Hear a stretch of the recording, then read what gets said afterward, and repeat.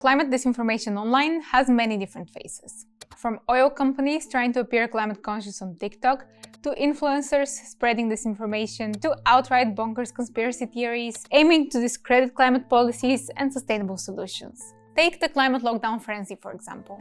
In brief, it's the idea that the climate agenda is being used as a pretext for this shadowy plot to enslave the public, to keep them in their homes, to stop them from moving around or eating what they want or doing what they want. And it's now got all of these very viral offshoots, including the pushback on policies like 15-minute cities. The 15-minute city is an urban planning concept which aims to create self-sufficient communities where everything you may need.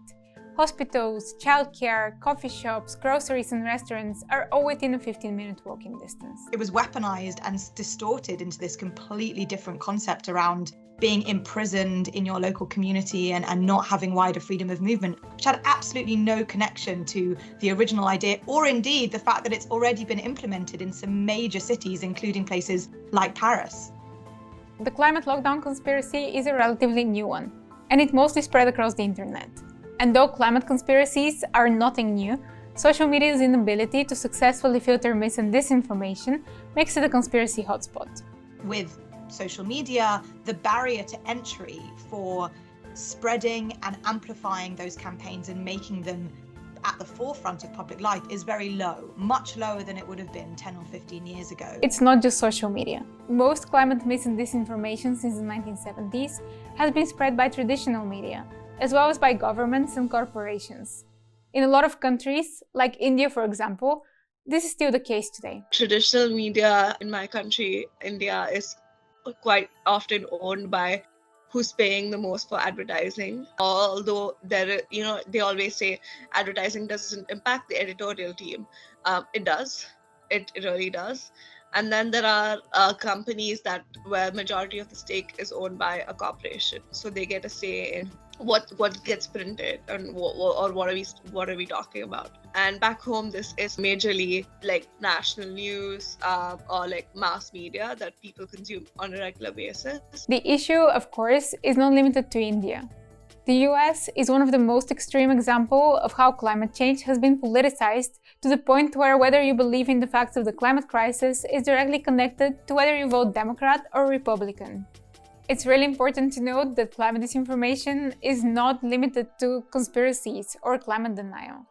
In recent years, as the facts of the climate crisis become harder to argue with, climate disinformation has been evolving new tactics that are more difficult to rebut.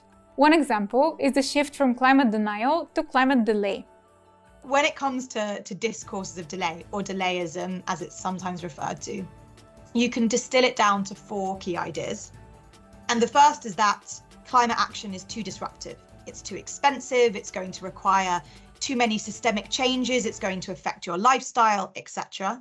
And as a result, we should wait until there are better solutions on the table. The second is often called doomerism. So this is the idea that we should just surrender.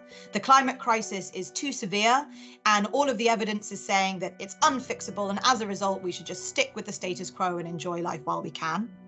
The third, and this is a real strategy of the fossil fuel industry, is to push non-transformative solutions. So to kind of tinker around the margins of the problem without ever really tackling the root issues. And this has often been a criticism around COP. COP, the annual United Nations Climate Conference, is one of the best examples of what Jennie King just mentioned. Even though COP has been running since 1995, with the sole aim to get world leaders together to tackle the climate crisis, 2023 was the first year ever where, after lots of negotiations, member states directly called for the need to transition away from fossil fuels. And that's because of a lot of these non-transformative solutions. And then the fourth, final horse of the delay apocalypse is redirecting responsibility. So to say, yes, we absolutely need climate action, this is a very important problem, but it's not our problem. It should happen somewhere else across the globe, or other people have been bigger polluters than us, or, we don't have the resources right now. So it creates this impression that solving the climate crisis is only the responsibility of a very small set of actors and never you. Of course, here we also need to talk about who has historically contributed the most to the climate crisis and who suffers its greatest consequences. There are legitimate conversations to have about countries who have polluted more over the past 150 years than others, and the fact that they should take on more of a burden for the solution. But that doesn't mean that every country in the world and every person in the world, to some extent, doesn't need to be a part of this conversation and a part of driving forward action. So climate delay is only one of climate disinformation's faces. Another one is the shift from denying the science around the climate crisis to denying the scientists as individuals.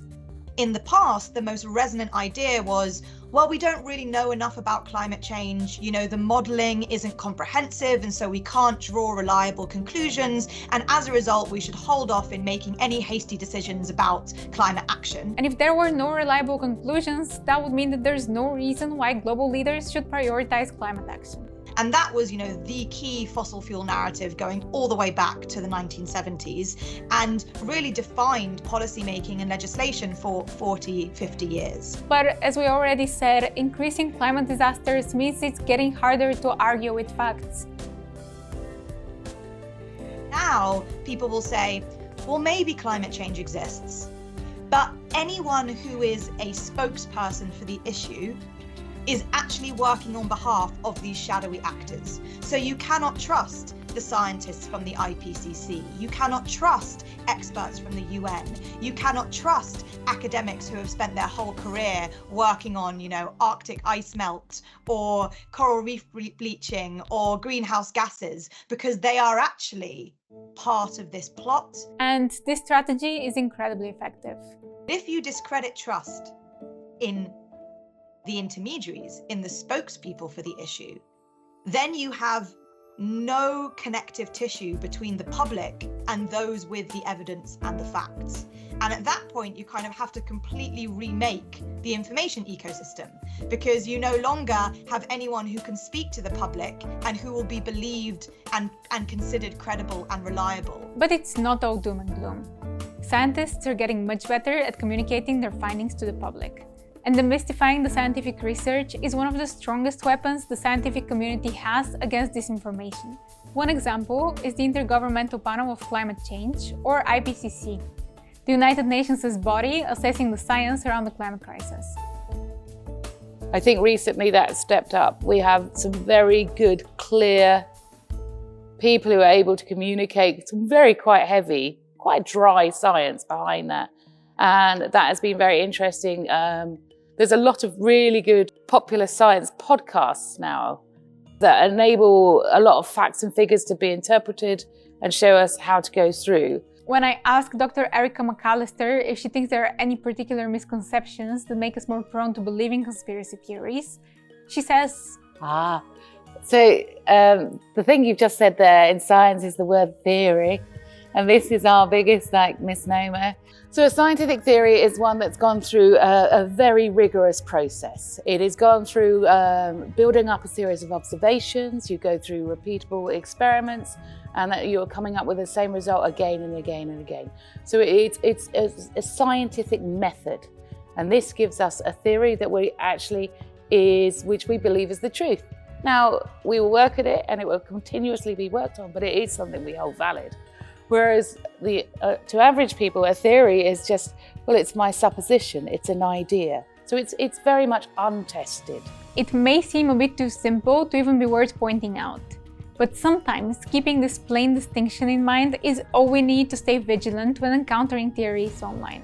And actually, the much bigger issue with our information environments at the moment is how fast we are consuming things and then responding to them. So the best practice is actually something much simpler, at least simpler in theory. Take a pause before you do anything, you react to anything. So I will think about who's written it, what the background behind that. If they've cited any links, any references, I will look up those references. Also see whether multiple different credible outlets are saying similar things or are reporting on the issue in a similar way. And these things, they're not perfect. There is always going to be an element of kind of personal judgment needed. If we look at the development of climate disinformation over the past few decades, from climate denial to climate delay to the attempt to discredit scientists and their work, we'll see not only the evolution of conspiracy theories, but also the progress we've made so far when it comes to informing the public. Just a couple of decades ago, scientists were not even considering climate communication as part of their job. Today, they speak at conferences, write articles, give interviews, start podcasts and social media channels. New tactics of climate disinformation would not have existed in the first place if most people still didn't believe in the facts of climate change. At large, we're now at a point where we know what the problem is, and we know what we need to do in order to fix it. There's only one final, but crucial step left. There is a huge difference between acceptance of the problem and actually agreeing and implementing a meaningful agenda that can meet the scale of the challenge. And I often refer to that gap as the final mile, right? Between recognition and delivery. And that final mile is where the majority of information warfare is now being targeted. And I think that there is a real danger that we become arrogant about the idea that everyone is convinced about climate change now, the battle is won, and we can sort of take a step back and leave governments to deal with it. Because actually, if you don't have a strong set of decarbonisation policies or nationally determined contributions or, net zero agendas, then we're in the same position that we were 30 years ago, even though public perception has changed. So that's where I would say that the danger of this kind of content lies is in slowing down progress and muddying the waters about what the viable pathway forward is, so that we end up paralysed in inaction.